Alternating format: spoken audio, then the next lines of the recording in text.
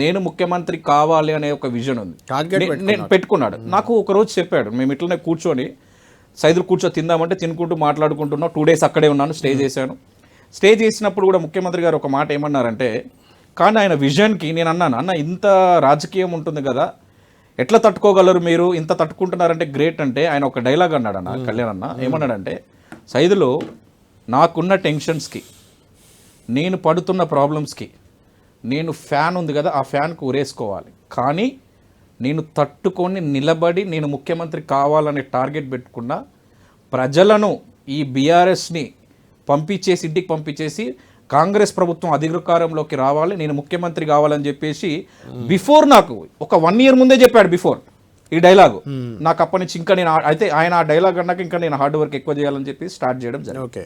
మీరు అన్నారు అసెంబ్లీ ఎలక్షన్స్కి 6 months ముందు చాలా హార్డ్ వర్క్ చేస్తున్నాం, జరుగుతుంది, అంతా అయిపోతుంది. సో ఇక్కడ ఏంటంటే 100% బీఆర్ఎస్ అధికారంలోకి రావాలి నా సర్వేలలో. లాస్ట్ 6 months బిఫోర్ అంటే లాస్ట్ 3-4 months కూడా బీఆర్ఎస్కే ఉంది. లాస్ట్ 1-2 months లోనే అంటే కేసీఆర్ గారు తీసుకునే నిర్ణయాలు ఏదైతే తప్పుడు టికెట్స్ ఉన్నాయో ఒక 15-20 సీట్లు మేము అనుకున్నట్టు మార్చి ఉంటే 100% వాళ్ళకే ఆ 62-64 సీట్స్ వచ్చాయి. సో ఆయన విజన్ తీసుకోవడం వల్ల సిట్టింగ్లకి అందరికి సీట్లు ఇవ్వడం వల్ల మాకు కలిసి రావడం, ముఖ్యమంత్రి గారు కూడా ప్రతి నియోజకవర్గంలో తిరిగి ఒక నియోజకవర్గంలో 4 లీడర్లు ఉంటే అన్న 4 ఆస్పిరెంట్స్ ఉంటే 4 కూడా సమన్వయం చేసేది, ఎవరిని కూడా బాధ పెట్టలేదు, ఇబ్బంది పెట్టలేదు.